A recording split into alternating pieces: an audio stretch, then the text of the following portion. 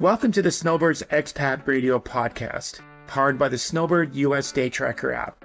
I'm your host, Jerry Scott, and my goal is to give you answers to your cross-border questions, to ease the stress of a cross-border move or extended trip, and to keep you up to date on all you need to know with cross-border rules and regulations.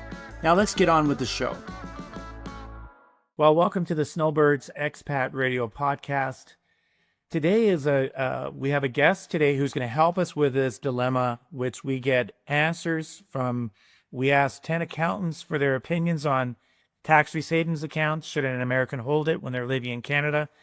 And I swear we get 15 different answers after asking 10 accountants. So we have Christa today from the 49th Parallel, which is a tax firm that specializes in cross-border tax. I'm going to let Christa kind of go on a little bit about her firm. I believe she lives in Jets land, and we had our host talking about the Maple Leafs, and we had this poor sap here talking about the Canucks, and we all have hope in this world. Hopefully one of us will win this year so we can unite this beautiful country we live in.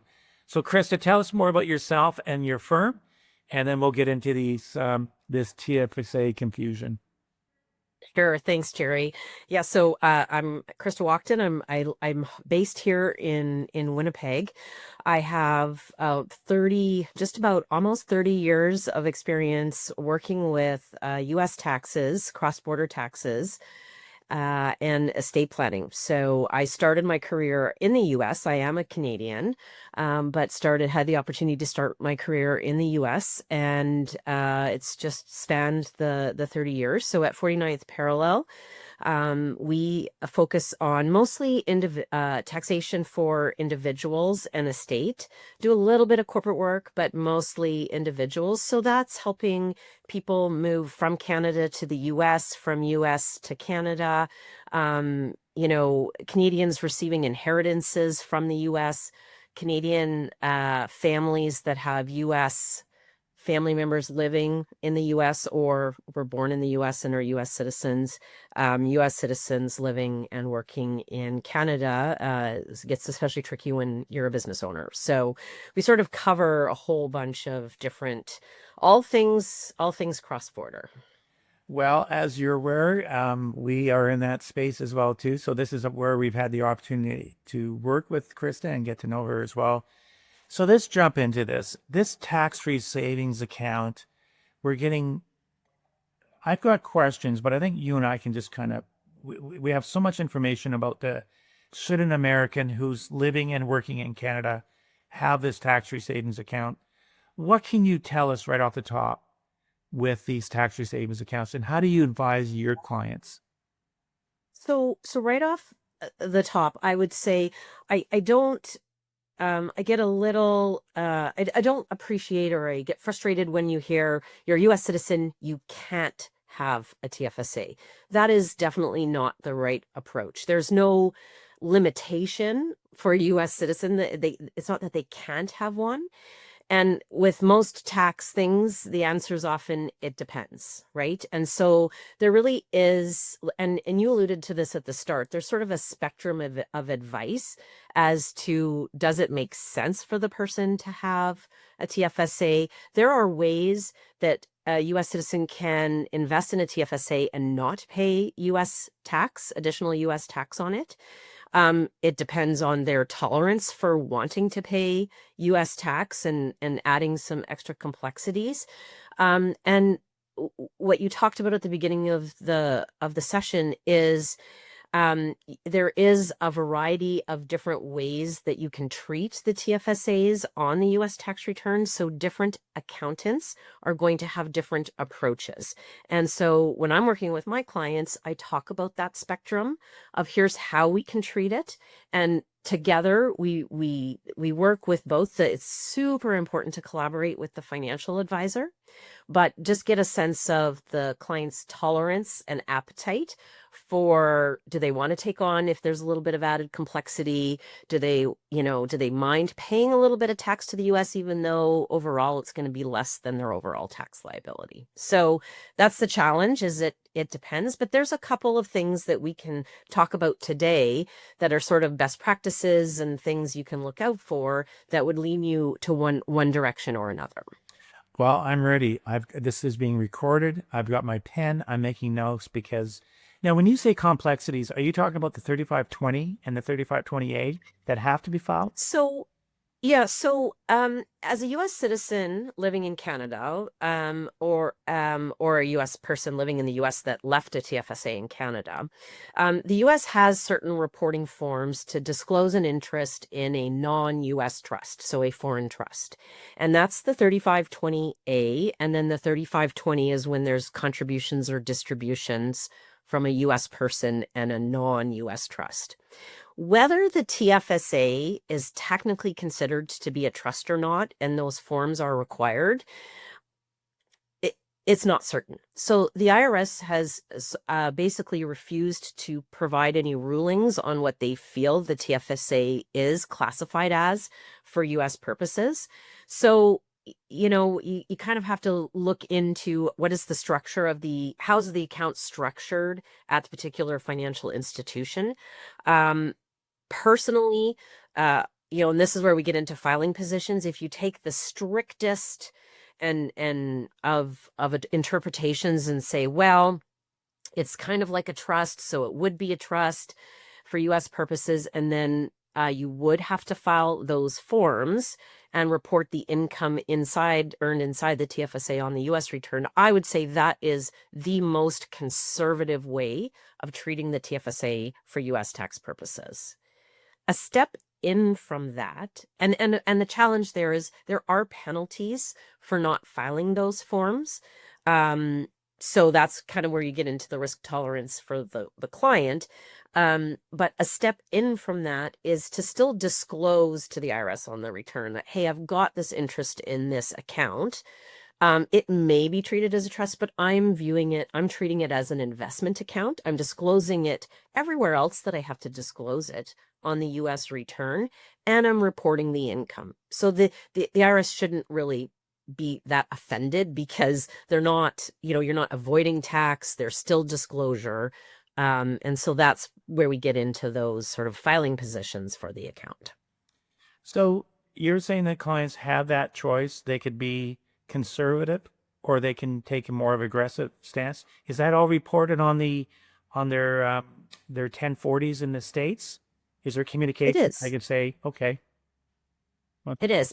And that's where coordinating with the U.S. tax preparer is super important. So I would say most U.S. accountants or in Canada understand the requirements for filing, right? In some firms, you may have compliance departments that are basically mandating that, no, as a firm, this is how we are treating TFSAs, and you must prepare the return this way.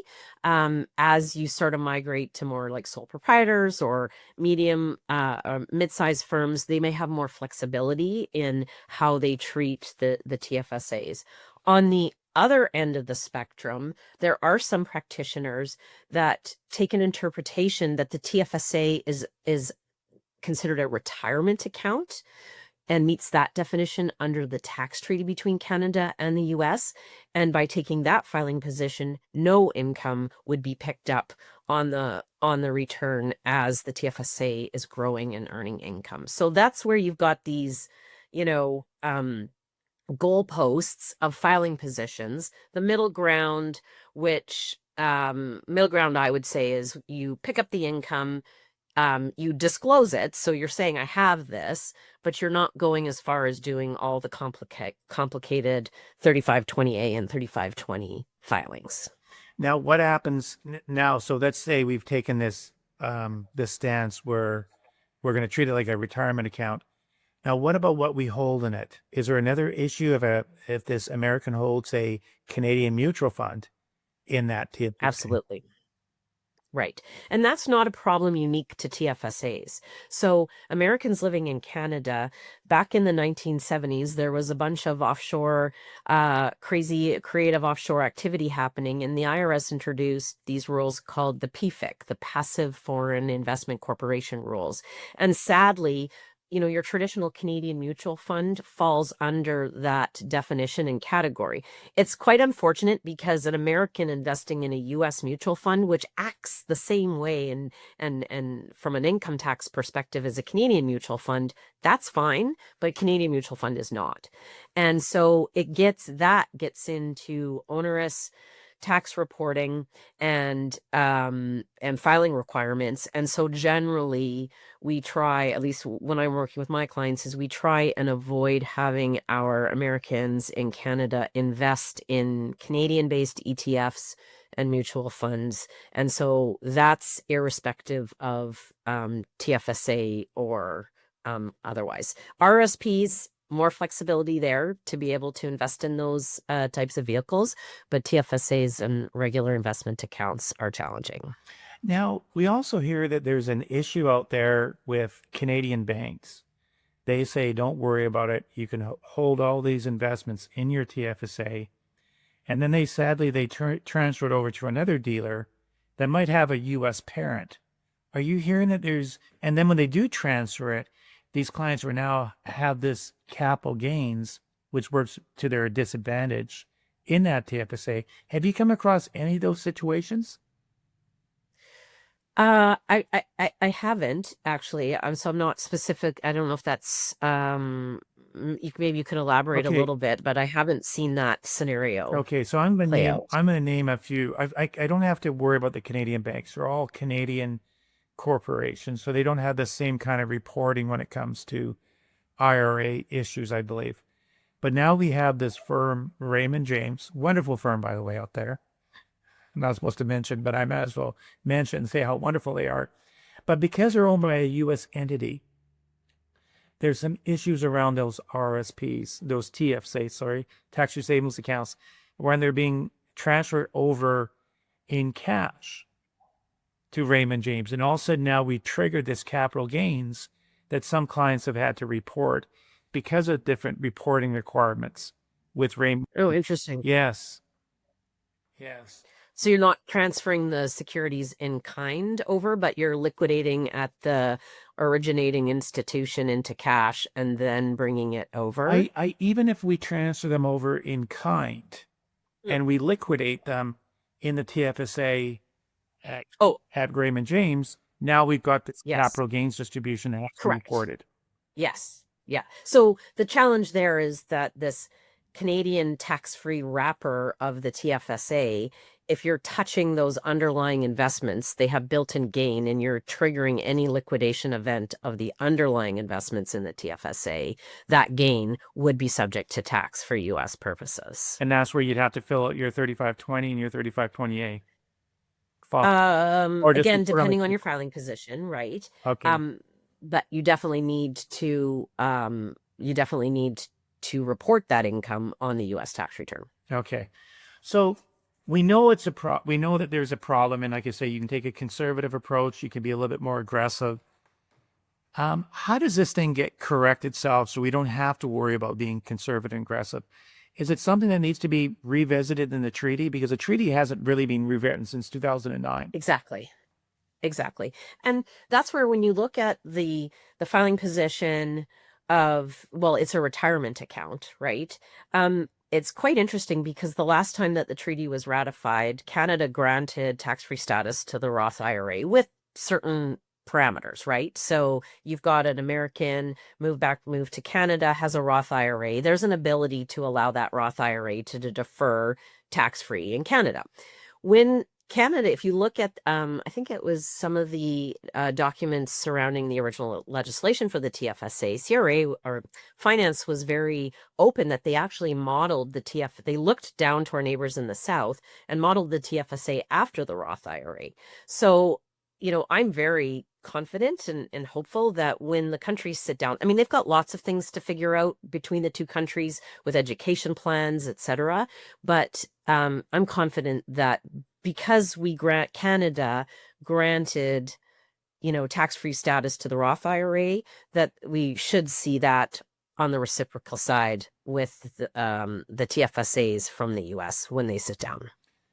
I'm hopeful. Yeah, and I guess when we really think about this, when we talk about these TFSAs, you have to be in Canada in order to get the allowable amount that you can contribute.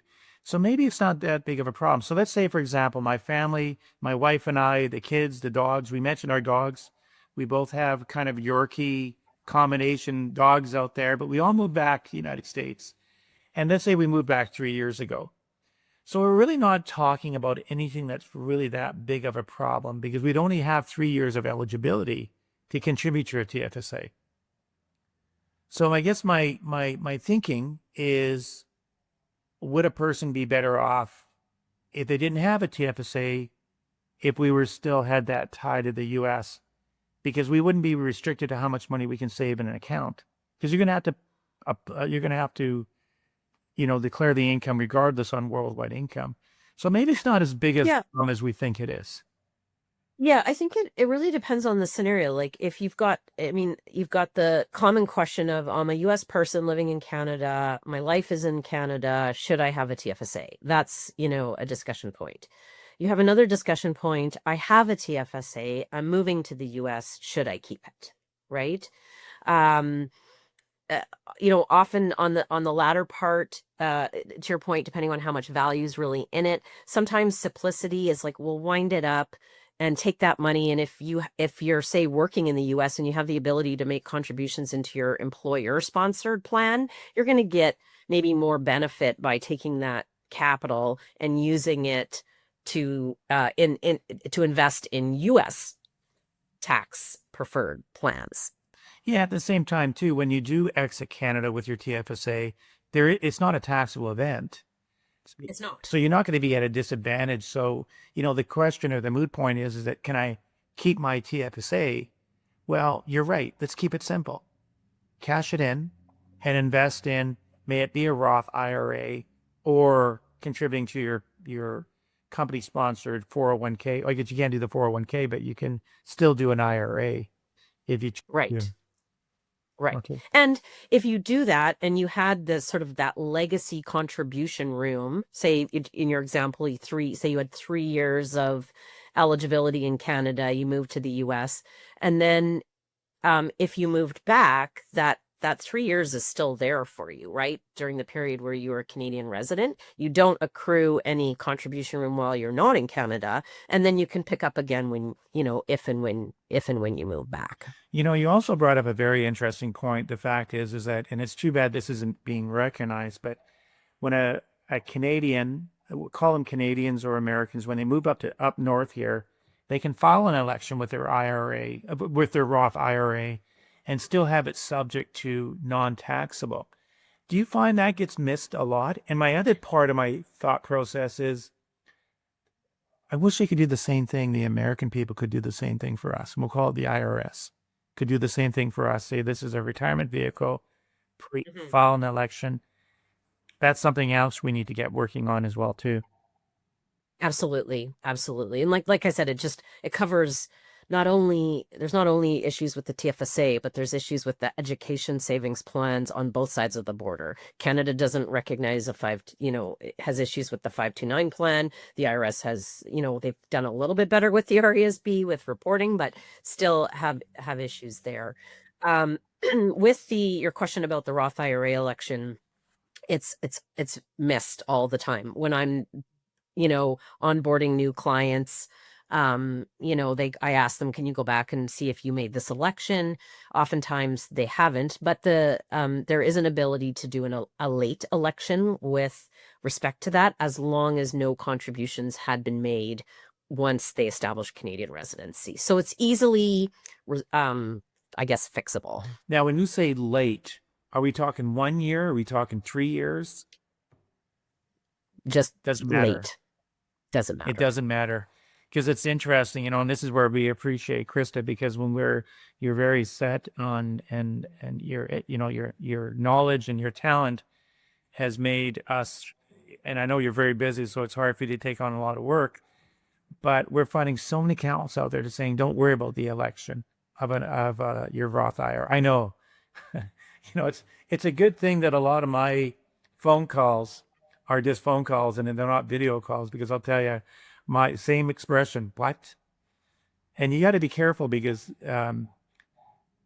our job is trying to get people in front of the right people. And that's the whole idea of this podcast, is getting these people in front of the right professionals to make sure that they're getting things done right. So really, as we wrap up this podcast,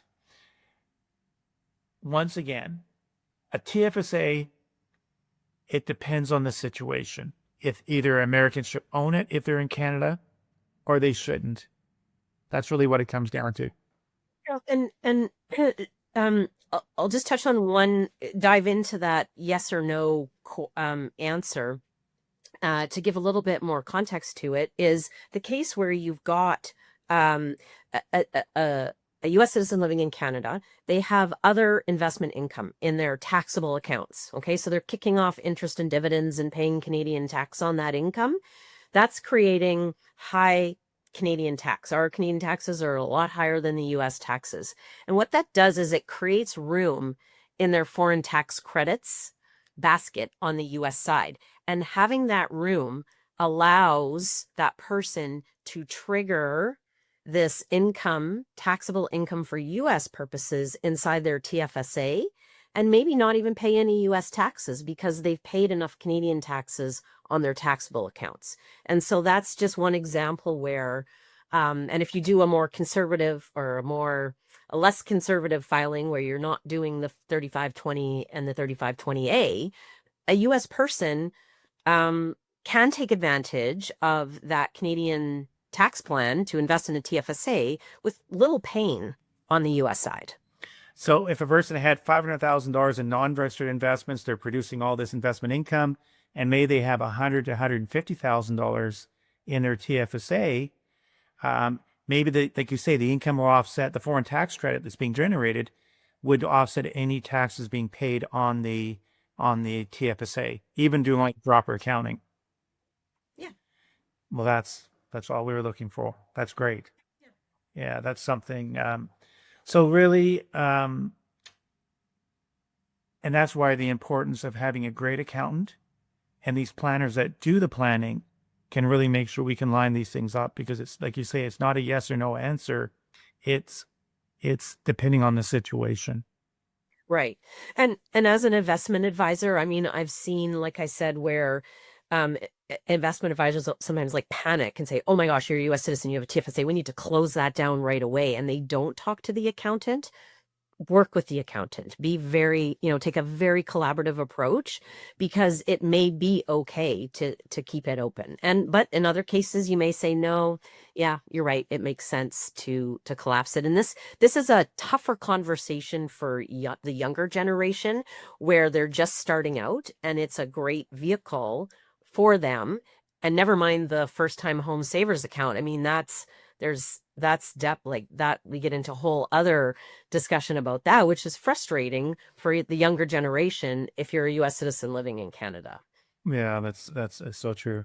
Well, we forgot to mention the immigration lawyer, because whenever we're structuring these teams with these people that are moving up to Canada, we want to make sure we work very closely with an immigration lawyer. So, I'll tell you, but this definitely does this does help on creating and telling the story around the TFSA, so people have a great resource. They can watch this podcast with the many more that we've recorded. So, Christa, thank you very much for your time. We look forward to meeting you in person one of these days, and meeting at the dog park with our little Yorkie crosses, Yorkie teacups, whatever you want to call them. And I think I mentioned we also have a big Bermudoodle. So that Bermudoodle is such a goofy dog. He's so big that he's got to be careful where he steps when the little dogs are around. But I thank you, and I appreciate what you do for our clients, and have a wonderful afternoon. And we wish nothing but the most success with Jonathan Tays joining the Jets. And thank you. And our fingers are crossed that maybe Vancouver, or Toronto, or Cal, or the Jets are in the playoffs this year, or early. Absolutely. Okay, but I appreciate your time. Thank you for everything. Thanks for having me, Jerry. Thank you again for listening to the Snowbird Expat Radio podcast. The best way you can support the podcast is to forward the episode to a friend, and please don't hesitate to like, subscribe, or leave a comment. Now before you go, let me leave you with one of my favorite quotes. Be kind to all, the world is small.